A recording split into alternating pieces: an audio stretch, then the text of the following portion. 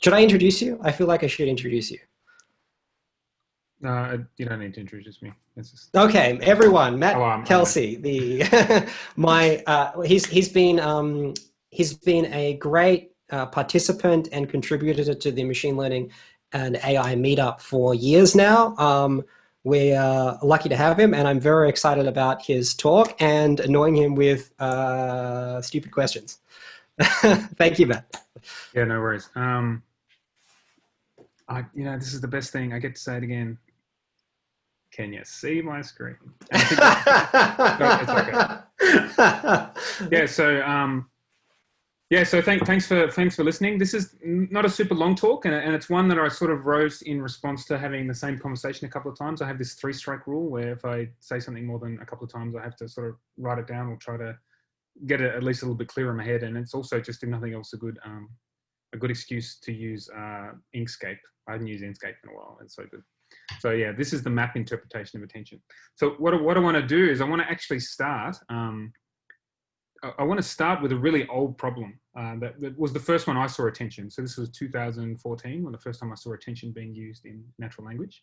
And I just want to build up to it. So, because I think talking about a problem helps really build intuition, at least from my mind. So I'm going to talk about a problem. I'm going to talk about how attention was used to solve it. In particularly one way of looking at it that wasn't the way that I really heard people talking about it at the time. It wasn't until a bit later that I saw it used in this way. Or the words, the nouns that we use to describe the pieces. And then at the end, I'm just going to sort of talk about how you can sort of, pull the sort of, tablecloth out and suddenly you've got a transformer. So this is the interesting thing. So let's start with one of the fundamental problems in natural language processing that a lot of people start with. It's pos tagging. And the reason a lot of people start with pos tagging is that it has this nice one-to-one correspondence. So what is pos tagging? So this is the idea that if we have some tokens in a sentence, I really like cheese, we can sort of assign per token a part of speech. So this is a pronoun, an adverb, a verb, and a noun. And the reason this is often looked at a lot for early days sort of NLP is that it turns out that it's got this nice one-to-one sort of property. There's this idea that for each incoming token, you have sort of one outgoing token. And that means that the recurrent sort of model has this really nice property. And it's the one we're always looking for in terms of information flow. One of the main flows is from the sort of inputs to outputs. And then the hidden sort of states that go along are sort of, I often think about them. They're like exceptions to the rules. So really it was almost always going to be an adverb, except in some cases. And there's some cases that are sort of described by this hidden sort of transitions. So I think it's always really interesting to think about the information flow and where bottlenecks are. So that's a classic, when you've got this one-to-one, you can use these types of models. But an interesting problem occurs when you get to a model that is dealing with translation. So if I'm going from English to Spanish or, whatever to whatever, it's commonly the case that for the most part, tokens have this one-to-one correspondence, but not always. So we often end up with this sort of situation where 5 words in English turn into 4 words in Spanish. So there's, actually lots of approaches we can do to try to handle this temporal sort of shift. But one of the most successful ones in the early days that got a lot of sort of attention, no pun intended, was this fundamental type of model called sequence to sequence. So in the sequence to sequence model, we're not going to directly go from, one token to one output. We're going to sort of frame it as 2 problems. The first problem is taking the input and encoding it. So this left-hand side is what we call an encoder. Its responsibility is to take the entire sequence and distill it into one magical representation that can be passed to the right-hand side, which is a decoder. The decoder's job is to sort of spit out the other language. Now this is good because it has this one-to-one correspondence is gone. It doesn't matter how many tokens are on the left or right-hand side, because we're sort of funneling everything through one point. But it has a problem that one point becomes a big bottleneck. The network needs to describe the entire sentence in one vector for the entire decoder. Now, that's a bit of a pain, especially for something like translation, where you can see this natural sort of, there is generally not one-to-one, but it's pretty close. I've got the rojo corresponds to one word, gato corresponds to one sort of concept. So it should be the case that we don't have to do this complete bottleneck. There should be something that's sort of in between. And that's the main theme of what this talk's going to talk about. So So the sequence to sequence, 2014, very popular, but with this problem of this encoder sort of bottleneck. Okay, so completely random context switch. Let's talk about differentiable maps. So what's that got to do with anything? Well, hopefully that's the point of this talk.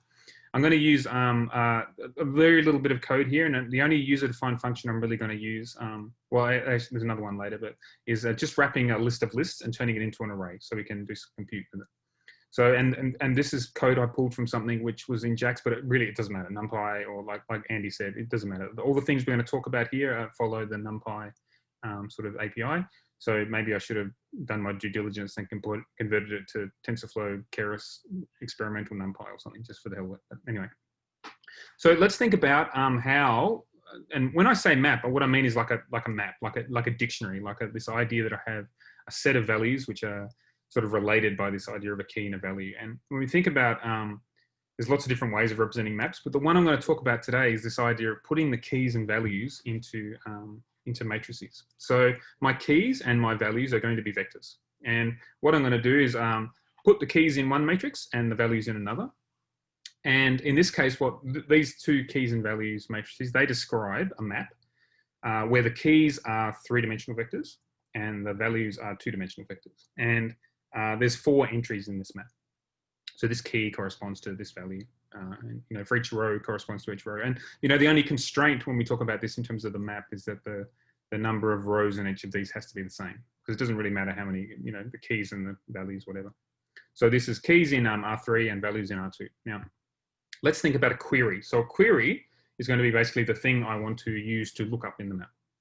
So if I have this query, 100, if we think about how we want a map to work, what would I want this to do? Well, this query matches this first key, and that key corresponds to this value. So I want some series of operations that when I give this query and this map spits out 19. That's sort of it's like the map lookup we're basically doing. And one at first glance really odd way of doing this is with dot products. So just bear with me. It's kind of weird, but it's cool. So what I'm going to do is I'm going to take this query and I'm going to dot product that query against the keys. And I have to transpose the keys here.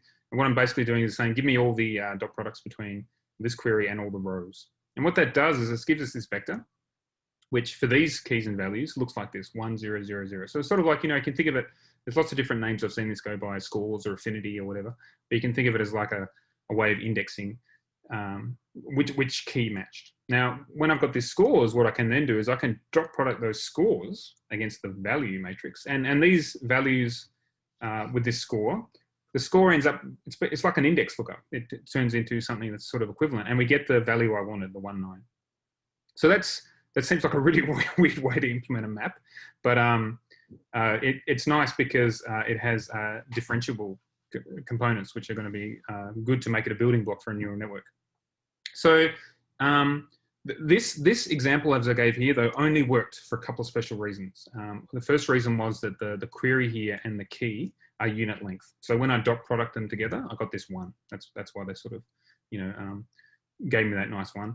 And I got these zeros. I got these zeros here because this query is orthogonal to all the other keys. So I sort of chose my values quite nicely to get this value, but I'm just trying to illustrate this point that, for a start at least, that the query against the keys can give us these scores, which we use to compare to the values. Okay, so let's relax one of those constraints. Let's think about keys that aren't unit length anymore. It's pretty much the same sort of code, and it's probably code that you're quite familiar with in other sort of aspects. If I have a query that matches that first one again, I'm going to do the same sort of things. I'm going to work out some scores, these affinities between the query and the keys. And that gives me 25 this time instead of a 1 in the first place, because they're not unit length.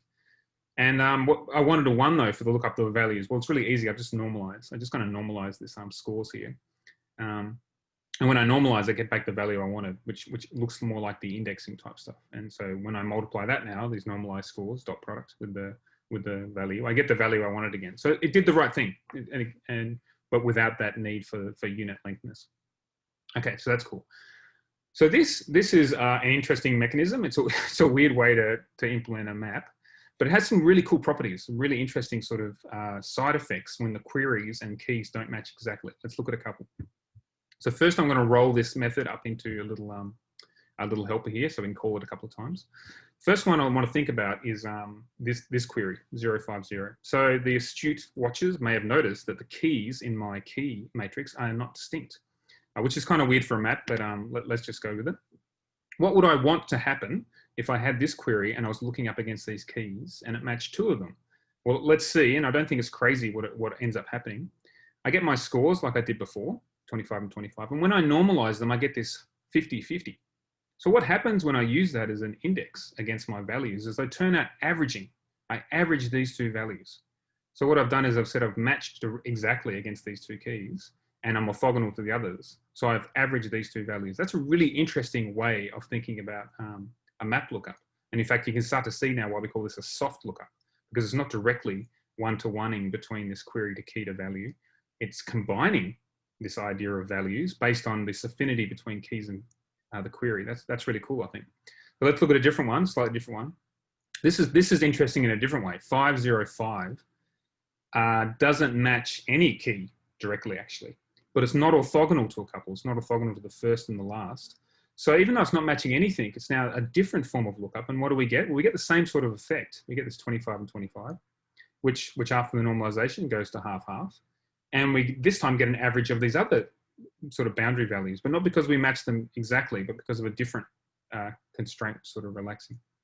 So I think this is really cool. When I first saw this described in this way, I thought it was really fascinating, because what it means is for an arbitrary set of keys and queries, we can have this weird sort of soft lookup that talks about this query being sort of matched with some affinity to all the keys, and then that matching sort of score being a way of combining all the values and putting them together. So it's a really cool mechanism. And it's usable as a building block in neural networks. So how does that work, and how does that solve our problem we had from before with the sequence to sequence? Okay, I'm just going to go through a couple of things and vague out if you don't care too much about this bit. But it turns out that we can rewrite that a little bit using a thing called IronSum. So I've just fallen in love with IronSum lately. It's really cool. I didn't know about it too long ago, but yeah, it's awesome now. Everything is an IronSum problem in my brain. So, but the main thing is that we can describe what we're just using dot products in a bit more in an explicit way, and we get the same effect. And the main reason I'd want to use something like IronSum is because maybe it makes some things a little bit more clearer. In particular, something like the idea that, oh yeah, another thing here, but we can use a softmax rather than that normalization. And maybe we just do that for numerical stability. And, if you want to roll your own softmax and you're hardcore, then that's cool. But it's sometimes safer to use somebody else's. But anyway, that's the main thing that we're trying to do with that normalization. In fact, there's probably a whole talk as well about the idea of what does a softmax actually do and how is it usable in all these things. It's fun to build these problems around these common tools we have and see how they end up being different, but in the same way, they're all the same sort of thing. The reason I wanted to use IronSum, and the reason actually where this code originally in my mind started, was that IronSum allows us to do nice representations of batching. So if I actually, the whole thing about like a lot of linear algebra is we can just put axes in the right place. So this lookup doesn't need much changing in terms of like the shapes of this query and keys and the behavior of these parts to allow us to do with a single pass through this code, a vectorized form of things. So I can ask for what's the soft lookup for many queries at once. And this is important because we'll definitely use this at the very end, this idea that we want to make one pass this to look up multiple queries. Funny thing about JAX though is that you're much faster if you do this one, and this is where I like JAX. Everyone's got a like we love JAX hat on tonight, but the one thing that I really like about JAX is this idea that that last operator, if I go back one, actually this is a batched operation in the sense that the query, the multiple dimensional multi-rows in the query acts like a batch. This softmax is also by the nature of its row wise, it's sort of batch enabled immediately, and this last one is sort of also batch enabled. But we get a huge speed up if we allow JAX a bit of visibility about the fact that I want to run all 3 of these in a row. I don't want to run this batched version of the IronSum and then a softmax and batch. And that's very naturally described by this thing in JAX called Vmap. So actually what we end up doing is we express the computation in terms of the non-batched version and then basically pass to JAX the facts that we want to vectorize over the query. And here's the operator you want to do, not 1 or 2 or 3, all 3 at once. And this gives the compiler the ability to, reorder in XLA however it sees fit to make this more than 10 times faster, depending on the data set sizes and stuff. Anyway, that's again, an off-topic thing, but I think it's pretty cool. Okay. Yeah. No. Yep. Oh no, I was just going to say, yeah. In terms of Jack's love, that's a lot of tedious debugging in a lot of other frameworks. I don't even know how I would express this, and I make that Vmap, and it's funny to see the heritage of the big motivation around Jacks and things like the TPU, where you automatically get this multi-core device off the bat, because Vmap and PMap were like fundamental in Jacks from day one to make use of the fact that you've got no choice with the TPU but to have lots of cores. So it's funny to see the motivation they have in frameworks around the intended distribution, like deployment device. It's pretty cool. Okay, a couple of other things I want to say before we go too much further with this one. It's the operator we talked about here with the mapping, this whole soft lookup or what, the previous one, it has no parameters. So this is not a layer in the sense that we're learning parameters. This is like an operator. This is a way of describing compute. When you have a query and a key and a value, this is how we want you to shuffle them around to do something. So it's interesting to think about this as an operator. Another thing that is interesting is that it doesn't depend in any way on the dictionary size. It's important to go through these. The key and the value in this case had 4 elements, but at 10, 20, whatever, each of these operators is, it doesn't matter. We get one looked up value regardless of the length of the map. And that's an important one for when we get back to the sequences. The last one, which is interesting here, which was actually one of the big things that got us into the land of transformers, was that this operator, as it's described here, is invariant to the order of the keys and values. So if I permute my key up here and I permute my value, I get the same result. And that's because it doesn't matter what order you add things. So when we talk about these reductions where we're adding, if I swap 2 of the keys, as long as I swap the 2 values in the same place, I get the same effect. So there are 3 important things that we need to deal with later as we want to make this a bigger and bigger building block. Matt, there's probably one other thing worth mentioning just for the intuition of one of the things here is that the dimensionality of the sort of keys is fairly small. And so if you sort of come up with a random vector, you can end up matching just kind of like something. But a kind of very counterintuitive thing is in high dimensional space, like hundreds of dimensions, or if this instead of 3 was like 512, is that 2 randomly chosen vectors will almost always have a dot product of 0. Mm-hmm. So if you kind of look up a random key, you'll sort of, in some sense, not just match some random thing, you'll just match almost kind of like nothing. Yeah, and get the average of everything in your memory, I suppose. Yeah, it's an interesting one. Yeah, it's really cool. So let's see how this as a mechanism building block solves the problem that we had before with that bottleneck. So we'll go. It was actually in the same year, wasn't it? 2014.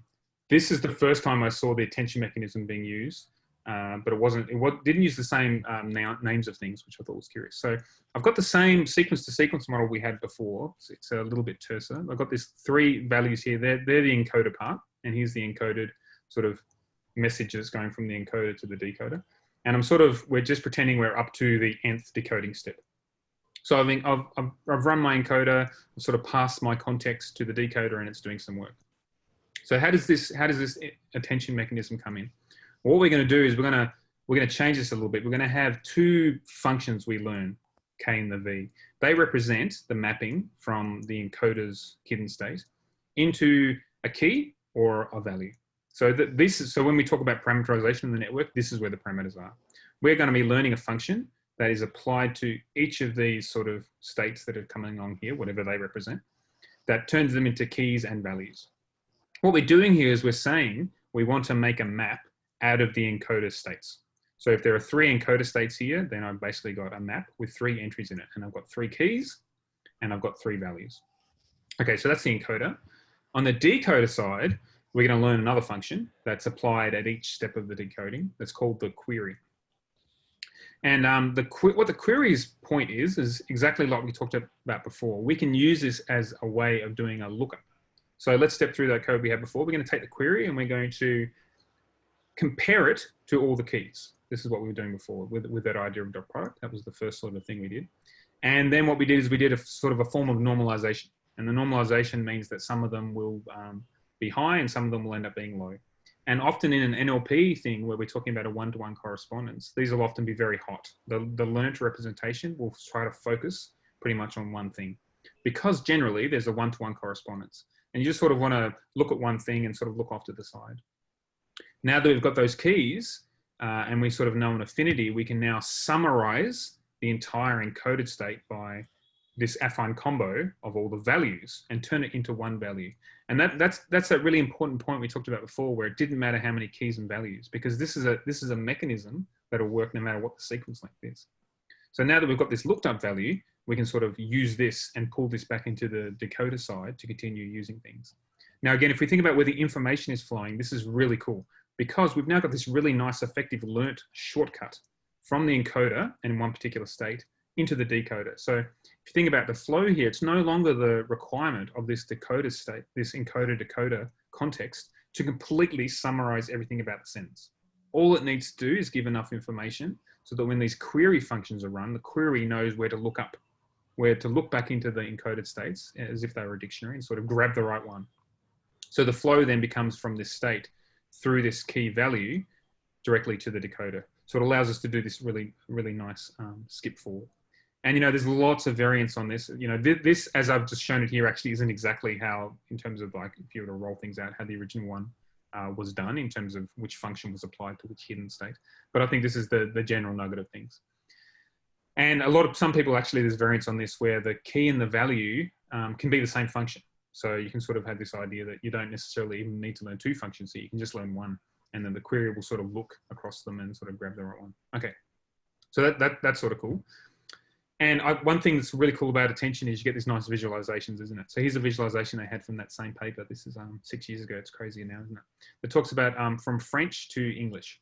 And if you think about this main diagonal here and this, the sort of the color's talking about this score affinity, how much affinity there was between the decoder and the encoded state. And like we sort of thought intuitively, it's generally hot. It's generally that there's sort of, when I'm thinking about the translation to on, I'm sort of only looking in one place. It's very hot here. There's a couple of really fun things I think about this example. This one's particularly the interesting one in my mind that really stuck out. Generally, the word order is the same and it's one-to-one, except for this little bit where you've got this name of a thing, the European Economic Area, which in French is written in the reverse. The zone instead of area comes first.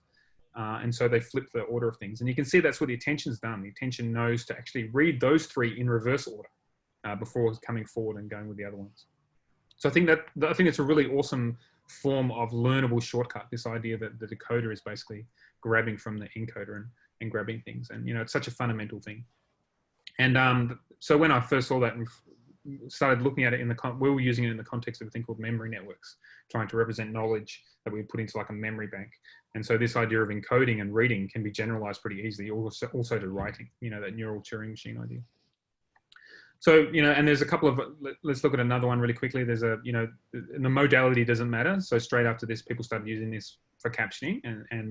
So if the inputs are no longer text, but they're images, we have exactly the same behavior that as we're decoding, the translating, double quotes, the image to a caption, we get that same sort of attention mechanism working, that when this thing is spitting out the caption for stop, you can see the attention going back to the stop part and the road going back to the road. So the mechanism, this is why I love these sort of mechanisms. They're not dependent on the modality of the data in any way. It's just this idea that it's a form of dictionary lookup that you can inject into any network, and it gives you these sort of nice properties. Okay, so in last little bit, I want to go through a work that happened a couple of years later that tried to speed things up a little bit. So let's think about the encoder just for a little bit. And often when we simplified the encoder and decoder before, but they're stacked. Often when we do an encoder, we may actually have like an LSTM on top of another LSTM on top of another LSTM. So some people started to do some work around this idea of, can we use these lookups, not just between the decoder to the encoder, but just on the encoder as a way of representing this stacking. So we'll do the same thing we did before, keys and values for each encoder state.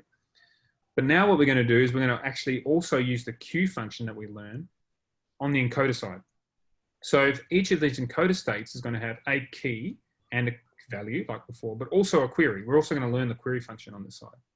So the reason we do that is because we want to actually apply the same idea, but instead of from the decoder to the encoder, we're going to be using the encoder, learning a new representation of this particular token in relation to itself and all the other ones around it. So what is the combination of me? Because I'm sort of talking about how I stack this. So how can I take this query here, compare it to my other keys, and do like we did before, turn it into values through that idea of the scoring and then pull it up. So I'm using the same idea of attention, but this is now what we call self-attention. It's attention across, not from the decoder to the encoders, but across each encoder. And it's sort of step in the encoder. And, you know, we can do the same thing on this one, basically. So what's the next one up here and the same thing up there for the last one. In fact, we can do all of these together, which is the reason to have that batched form of the lookup, which was batched on the query. So in this case, if we have n encoder states, we'll actually have n key value pairs and n queries. We're doing these n lookups. Now these sort of operations, you know, if you're an infrastructure engineer, you are dying to see these sort of ones because they're beautiful. In terms of the things that make LSTMs and recurrence slow, none of it's here. Just that's boom. This is forward pass and just hand it off as deep as you can to the optimization libraries to make it super fast. Trouble is, you know, once we've got all the key and value and query, we can do that sort of stuff. But we can't, unfortunately, do it immediately because we've still got this recurrent state. Once we've got the recurrent state being run, we can run this magically fast, crazy linear algebra stuff. But the trouble is we've got these pesky recurrent sort of transitions. So, but we can't get rid of them. We can't throw them away. And why? Because of that idea of the invariance. If I had Matt punched Andy, that's very semantically different to Andy punched Matt. So we need to understand ordering, even though we talked before about the invariance of this operator, meaning that we wouldn't get any difference in the combination of things. It was because of a recurring disagreement, Matt. Oh, boom, that's nice. Yeah, so we can't throw that recurrence away. We need something that, well, no, not that we can't throw the recurrence away, we need to understand positional information. So if things look like this, that'd be awesome because this whole thing now, top to bottom, could be run very, very fast because we don't have this recurrence. We could be running things in parallel across the entire state of the sequence, not just parallel in terms of the layers. We don't have positions. Well, let's just inject them. Let's actually learn an embedding or even make it deterministic. We call these positional embeddings that we just inject at each step. And these are a deterministic thing. This is the core building block of the transformer. This is the big insight that they originally had with attention is all you need. This idea that recurrence could be thrown away if we just use these attention mechanisms. But we have to make sure that we've got all those things solved. If we lost recurrence, which means we have that invariance problem, we need to put positional stuff back in. So this when it first came out meant that, you know, when we saw the sizes of models being able to be run when this sort of came out, it grew pretty quick. Yeah, some of the models now that are ginormous are only because of these sort of constraints that were lifted about how we did optimization on the recurrent models. And, you know, that'll be a constant fight. There'll be the people who love either side of modeling on this sort of stuff that will fight it out in terms of actually making them fast. But, you know, when you get these big things that can be sped up very quickly by pushing down very deep in your optimization libraries, then you're going to get a big impact, whether you like it or not, just because it's bigger and faster. So that is the end of my talk. I'm going to stop screen sharing when I can work out with the button. Yeah, I wasn't even looking at questions. Andy is so much more polite than me in terms of monitoring questions, but maybe I didn't have any questions. I didn't. Yes. It's just so perfectly understandable that there was no need for questions. Good one. Matt, I just have one question regarding the last part where you said the recurrent part. Yeah. What is your intuition on the positional encoding? I didn't get the correspondence between replacing that recurrent thing with the positional encoding. I'll just share again. Hang on a second. Yeah, so I think you can see my screen. I'm not going to say it, but I have to say it. Can you see my screen? No, the idea is that the idea goes back to that fundamental thing that when I talk about this, if I understood your question correct, if we talk about how we did this soft lookup, it was invariant to the order of these elements, the keys and values. If you go all the way back. So what that meant was that if I had Matt likes ice cream, I'll try to be more passive this time, and I run everything forward according to my learnt functions, I'm going to get some representations. Now, if I said ice cream likes mat, the output I would get from my mat here would be the same, whether it's in this position or in this position or in this position. I could permute the order of my words and I'd get the same output.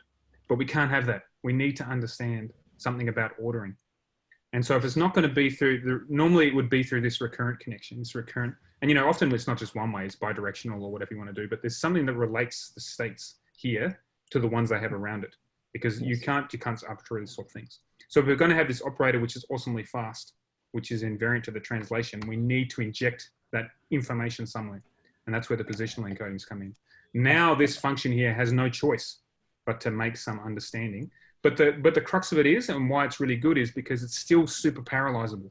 These positional encodings, you know, there's learnable ones, but still I think the best ones that do really well are ones that are just literally, it's a deterministic function. Position 0 will get this encoding. Position 1 will get this encoding. And there's lots of, you know, interesting relationships between them, but the point is it's deterministic, and it's just something that you know a priori before you start computation, which means that this whole thing is parallelizable across the entire sequence, not just across this stepping. You don't have to have this crazy, and it's always been the biggest pain in the ass with LSTMs, this idea of having to wait as you go along.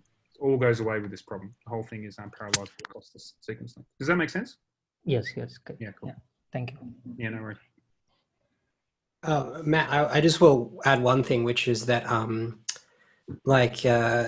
it used to be that there was quite, with RNNs, when you needed to, during training, kind of roll them out, there was a distinction between teacher forcing, where you would basically,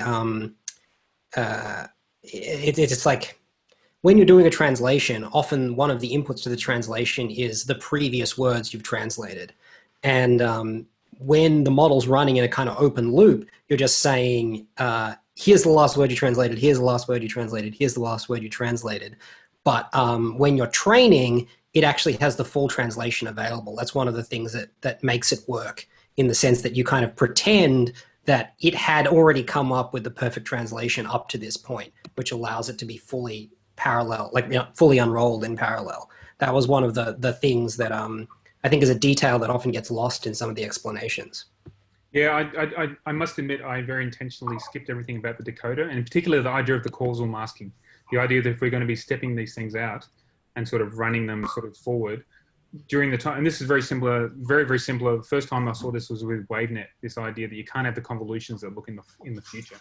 So you've got to structure these causal, either in terms of how you mask loss or whatever it is, or how you mask inputs. And so transformer models definitely talk about a lot about how do we mask things during the decoder to make sure that we can use it in this way you described, that we actually sort of be sequence one at a time in the tokens. Yeah.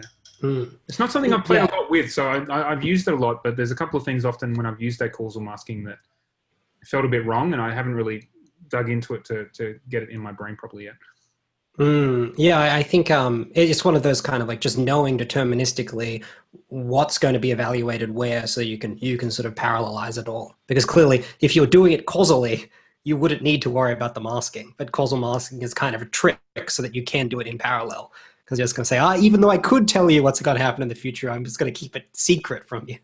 Yeah. But yeah. Oh, just one thing that's worth mentioning as well is that the Matt's used translation examples, but the much vaunted like GPT 2 and 3 have this trick where they just translate one sentence into the sentence shifted one word over in some sense. So it's always, in a way, like predicting the next word instead of trying to translate. And that's how you get this generation instead of just translation. Yeah, I've had many fights around how language models are totally supervised. It's just we've been very creative with what the supervision is. It's just the sequence shifted by one. A lot of people say, no, they're fully unsupervised. And it's like, no, there's a supervised objective. It's just that we've been, and in fact, I had this in the Yao talk talking a lot about this idea of, is it a form of self-supervision, a language? So, you know, I love the language lawyering around these type of things, because it helps you really get it clear in your own head, if nothing else. Are there any other questions? Oh yeah, here we go. So any tuition or why we use softmax instead of simply not normalizing the score? Yeah, so what would the normalization be apart from a softmax? I guess, you know, softmax has this nice property in terms of the way the smoothness works for optimization. So maybe there's an optimization reason to use a softmax. One intuition behind it, which is biological, and so therefore should be like suspect a little bit, is lateral inhibition. So one of the things about softmax is that if you have one large value, it'll not just pick that one, it'll push the other ones down essentially. So you could have quite high match scores, but if you get something that matches a lot, it'll basically push the other ones down fairly significantly. So in biology, there's this process where cells that are sort of on the same layer tend to sort of excite upwards but inhibit laterally. So there's kind of a winner takes all thing where the loudest voice kind of often wins within biological neural networks. Yeah. So softmax does have a little bit more like lateral inhibition than would come from just dividing by the sum or something. Yeah, when I was first trying to understand cross entropy, and I saw this idea that for the values that are 0 in a cross entropy loss, you don't care about what the loss for that component was. And I was like, what do you mean you don't care about the loss? And it's because of this. It's because to do well on one thing means to get one value very high in a softmax loss, you have to get all the other values low. They're not completely ignored. There is this idea of deep relationship between them. So, yeah, it's really fascinating.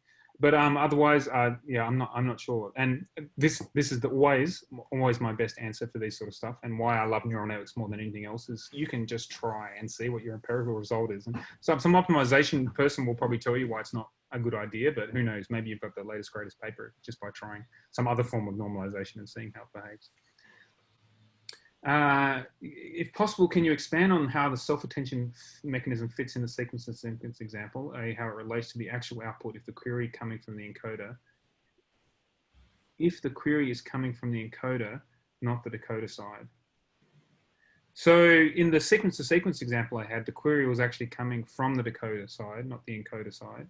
So just to go over that a little bit again, this idea that the query on the decoder side is basically saying, how do I shortcut back to my encoded sequence? Where do I need to put that shortcut in? Which is the element I need to look at?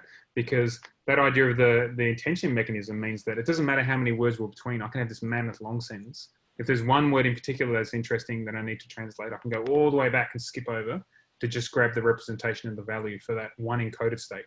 I didn't need to have it to go all the way through. It's a shortcut. But that might not be exactly what your question is. I might not have understood your question. So feel free to reframe it, or I actually didn't talk at all about how this stuff relates to decoding in the transformer. I just sort of smoke and mirror the self-attention bit. So I thought it was curious about how they sort of pivoted this back to being basically a version of a map that works on its own self, the self-attention mechanism. If we added some noise on input, will we get a fully generative model from this? Oh, well, I guess, maybe it depends on could attention be used in a generative model? Absolutely. I think a lot about how generative models are mostly about how their loss is described. Like, what are you actually trying to steer the model in terms of optimization? So I can see no reason why you couldn't use these same sort of ideas in a generative model. Yeah, there's like pixel transformers. There was a paper that did the rounds recently, which is literally, instead of doing a GPT style thing of predicting the next word, you literally predict, like it's so silly. You go in scan line order, like top to bottom, left to right, just predict the next pixel from all the past pixels, and it works surprisingly well. I mean, it sounds so stupid that like surely like that's not the best way to do this, but it works pretty well. So I think the general thing with all these models is if you have a wacky idea like this and it doesn't work, all you need to do is make all your hidden states larger, and then it'll probably work given more data. So what I love about these things, any of them works. Very intuitive. Thank you. Yeah, thank you for coming. With softmax, I wonder how much is LP norm for some P, maybe infinity. Yeah, so certainly one thing I've seen, so yeah, again, apologies, I definitely brush over some things. And one thing in particular that I thought was really interesting about this, that I brushed over, was, again, this relationship about how when you're using this softmax and you're sort of using it to squash these values, which is sort of what we do on logics with cross entropy, it's very important to get things in terms of scaling really correct. So there's a lot you need to do across this around that softmax in terms of temperature scaling to make this way more stable. So even though I had this really nice thing where I was just like multiplying out, it turns out that there's some empirical reasons to, and there's a whole thing around multiple heads as well, this idea of faceting these and running multiple dictionaries at once. that have a common sort of part. They call this the multi-head models. But again, sorry, I for the sake of time, I just tried to go to the core, which is this dictionary lookup, and then I think about all these other things like multi-head or the scaling or whatever. They just feel like empirical hacks to make the beautiful theory result work. But they are always going to happen. Yeah, sorry. Yeah, and a lot of the stuff is just that anything that has recurrence slows these really deep pipeline GPUs/TPUs down. So like in the neural Turing machine, you had many of the same ideas where in the case of a neural Turing machine, it has like this recurrent core. So it can do multiple memory reads if it wants to. It can just read multiple memory locations and then decide on an answer, whereas transformers can't. So if you want it to be able to like read twice, you just have to give it basically like you're going to read memory 12 times and you're going to read 12 different memories 12 times. And that's what you do. Do you want to read less or more? No, just 12 or 24 or whatever it is. And I think GPT. So one of the interesting things is kind of just unrolling everything instead of saying, yeah, you get to choose how many times you read memory. Just like it's 24. Right. Enjoy it. And that's still faster because even if you don't need all of them, you can just pipeline it so much better. It's just a hyperparameter, yeah. 14, Everything's 16, a hyperparameter. Everything's a hyperparameter, yeah. Haiku versus Flax. Oh, yeah, well, here we go. Flax versus Haiku versus whatever is the latest, greatest. I don't know, maybe I'll go back and try the that TensorFlow NumPy. Yeah, true. Matt, what you had for breakfast, does it help you build better models? Hyperparameter. What beer you drink at night? Hyperparameter. Exactly. All these things and more. I'll add one